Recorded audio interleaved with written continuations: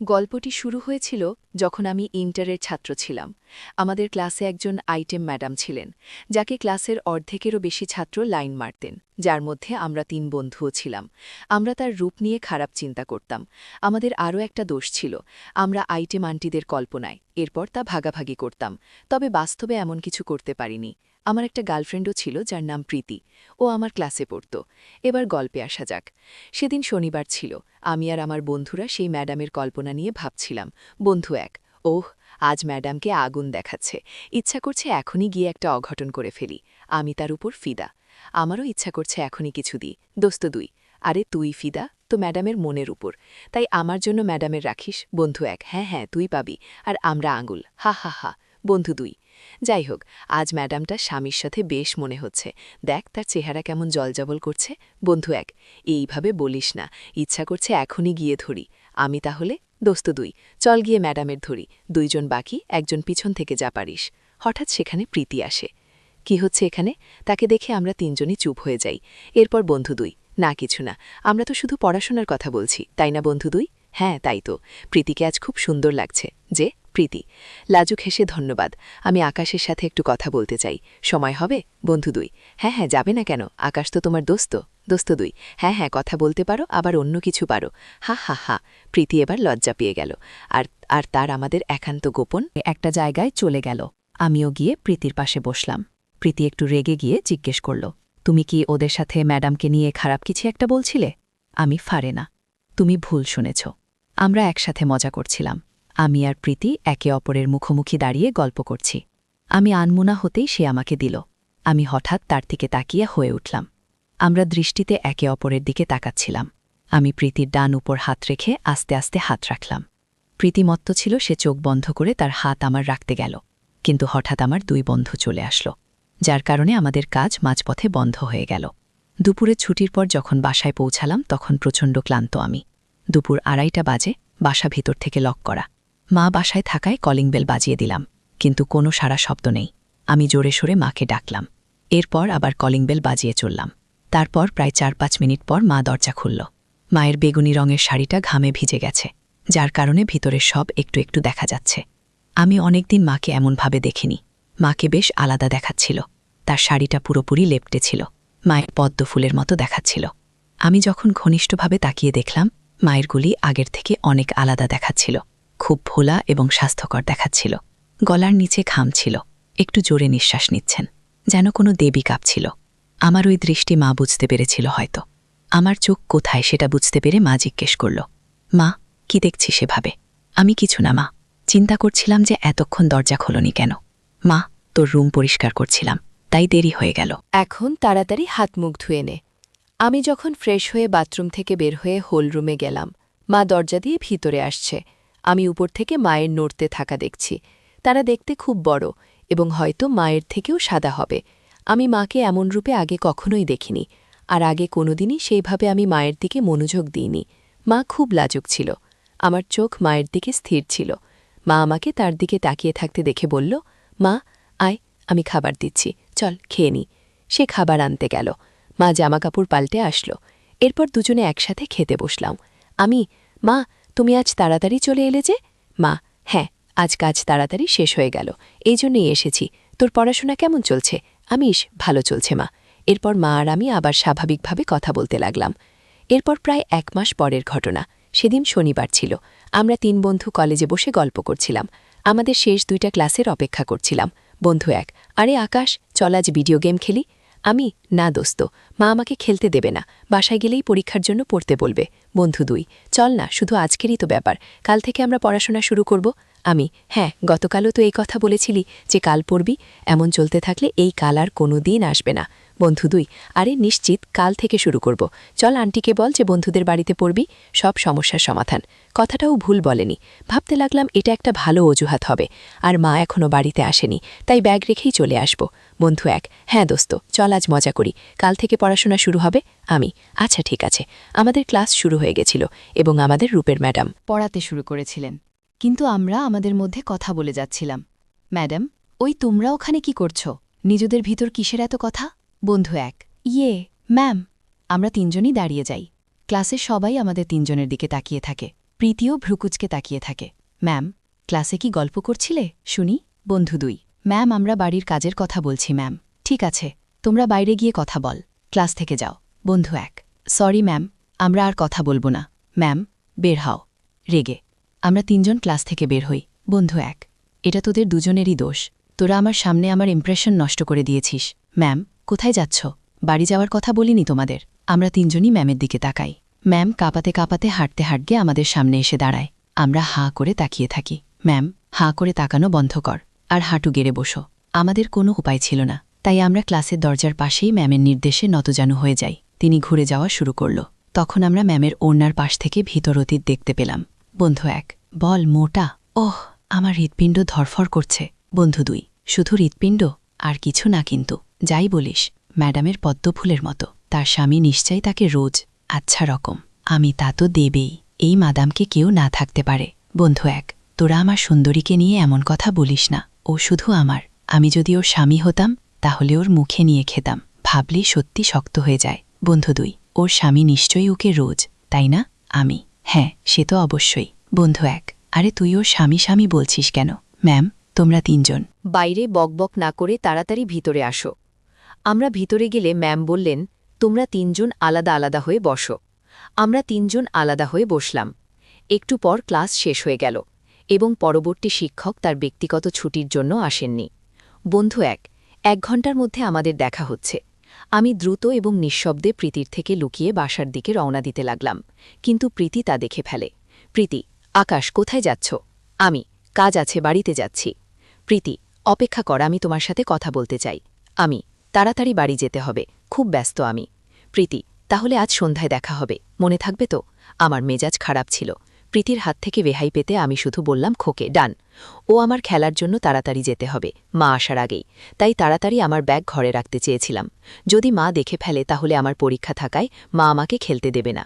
আমি যখন বাড়িতে পৌঁছলাম ততক্ষণে মা পৌঁছে গেছেন। ভিতর থেকে লক, কলিং বেল বাজালাম না।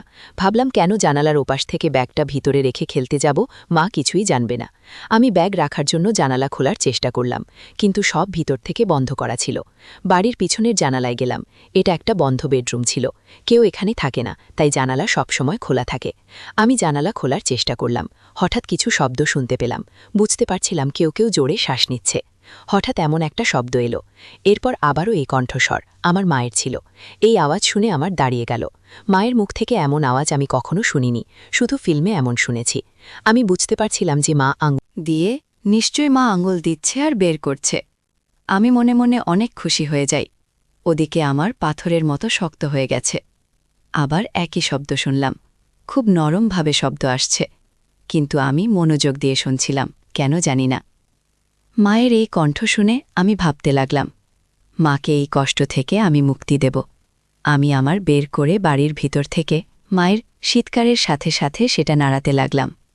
আমি মায়ের শীতকারে গেলাম। এই আওয়াজ আসতে থাকে কিছুক্ষণ।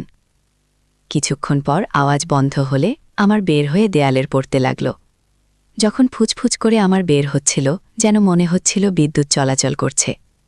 প্রায় 10 মিনিট পর বাসার সামনে গিয়ে কলিং বেল বাজালাম। কিছুক্ষণ পর মা দরজা খুলল।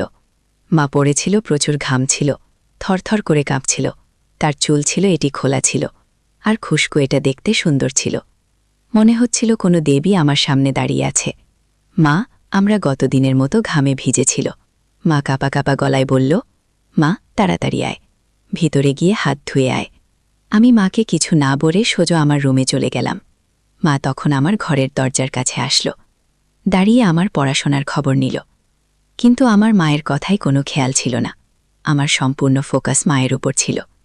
আমি স্পষ্টভাবে মায়ের উপরে থেকে 2টি স্পট দেখতে পাচ্ছিলাম। 2 অগ্রভাগের দানাদার অংশ দুটো যেন বের হয়ে আসতে যাচ্ছে। আমার গলা শুকিয়ে যাচ্ছিল এসব দেখে। এই শুকনো গলা যেন মায়ের ওই অতীত ছাড়া কেউ ভিজাতে পারবে না। এই 2টি খেতে পারলে গলাটা একটু ভিজে উঠত। আমি মায়ের দিকে তাকিয়ে যেন কিছু শুনতে পারছিলাম না, তবু কষ্ট করে তার কথার উত্তর দিচ্ছিলাম। কিছুক্ষণ পর মা চলে গেল।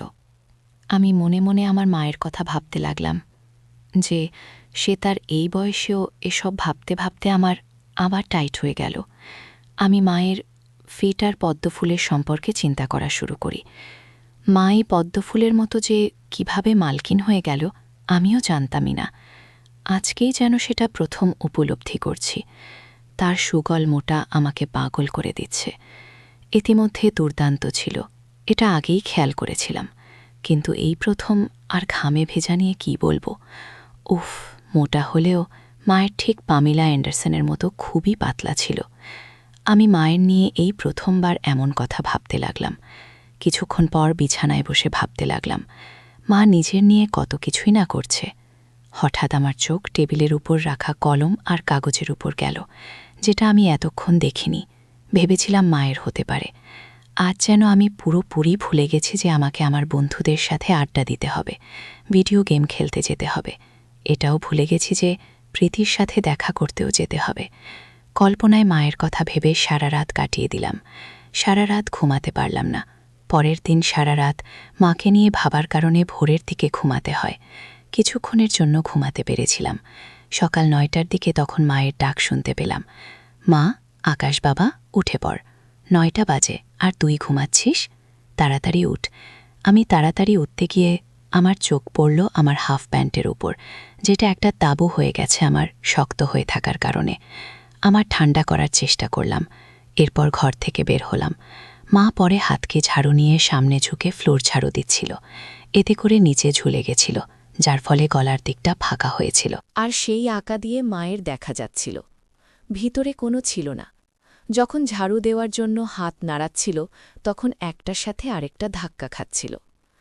ওহ, আমার এটাকে কিভাবে সামলাবো এই দৃশ্য দেখে। আমার আবার দ্রুত উঠে দাঁড়াচ্ছে, আর আমি শুধু মায়ের দিকে তাকিয়ে আছি, আর বাঁ হাত দিয়ে আমার হাফ প্যান্টের উপর ঘষতে থাকি। মা আমার দিকে তাকাতেই আমি সোফায় উল্টো হয়ে বসে পড়ি, যাতে আমার প্যান্টে হয়ে থাকা মা দেখতে না পায়।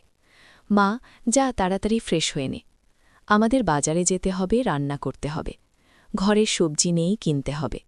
আমি তখন মাথা নাড়িয়ে রেডি হবার জন্য সোজা বাথরুমে দৌড়ে গেলাম। রেডি হয়ে বেরিয়ে এলাম। ততক্ষণে মা রেডি হয়ে গেছে, নিয়ে এলাম। মা একটা গাঁট বাদাম রঙের সম্পূর্ণ ঢেকে যায় এমন শাড়ি পরেছিল। এই ধাক্কাধাক্কির মধ্যেও আমি মাকে খুব আবিষ্কার করলাম, কারণ আগের দিনের মায়ের সেই শীতকার এখনও আমার কানে প্রতিধ্বনিত করছে। মা আমার দিকে তাকিয়ে, ওভাবে কি দেখছিস? আমি, মা, তোমাকে অনেক সুন্দর লাগছে। মা মুচকি হেসে, যা মিথ্যাবাদী। মাকে সুন্দর বলা হচ্ছে? কিসের জন্য মাকে সুন্দর বলছিস? টাকা চাই বুঝি? আমি, না, তেমন কিছুই না মা, আমি শুধুই তোমার প্রশংসা করছিলাম। সত্যি বলছি, তোমার শপথ। মা, শপথ ভগবানের হয়, মানুষের হয় না। তুমি আমার কাছে দেবী, তাই ঘরের দেবীর শপথ আগে করতে হয়, বুঝেছ আমার সুন্দরী দেবী মা? হ্যাঁ, খুব বুঝেছি পাজি ছেলে কোথাকার। এখনই চল বাজারে।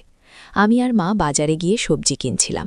আমি শুধু ব্যাগ ধরেছিলাম আর মায়ের দিকেই তাকিয়ে থাকছিলাম, আর মায়ের পিছন পিছন হেঁটে মায়ের দেখছিলাম, আর তাতে আমার দেওয়ার স্বপ্ন দেখছিলাম। এসব ভাবছিলাম কারণ আমার চোখের সামনে মায়ের নাচুনি দেখেই যাচ্ছিলাম। জানি না কেন আজ মাকে খুব সুন্দর লাগছিল। বাজার শেষে আমরা বাসায় ফেরার জন্য বাসের জন্য অপেক্ষা করতে লাগলাম। বাস আসতেই আমরা তাতে উঠে গেলাম, কিন্তু ভিতরে কোনো সিট খালি ছিল না। মা দাঁড়িয়েছিল আর আমি মায়ের বরাবর দাঁড়িয়েছিলাম।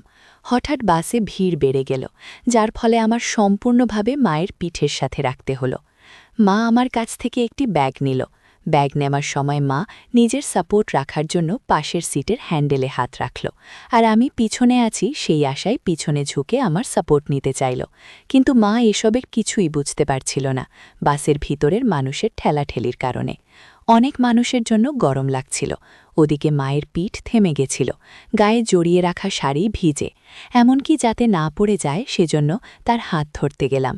কিন্তু মায়ের ঘুরে যাওয়ার কারণে তার হাত ধরার বদলে আমার হাত গিয়ে পড়ল মায়ের নরম উপর। বিশ্বাস করুন, এর থেকে নরম জিনিস আমি আমার জন্মে এই প্রথম অনুভব করলাম। বাচ্চাকালে এই পান করতাম, তবুও সেদিন এসব অনুভব করতে পারতাম না। আজকে এইটুকু মুহূর্তে আমি যেন সব অনুভব করতে পারছি।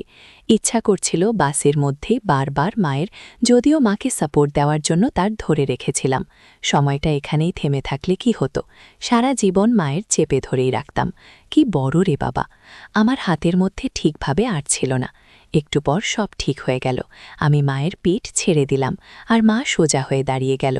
আমরা এমন ভাব করলাম যেন কিছুই হয়নি। আমার হাত যেন অবশ হয়ে গেছে। আমি ভাবলাম মায়ের অনেক বড়। ওহ, কি হবে আমি জানতে চাই।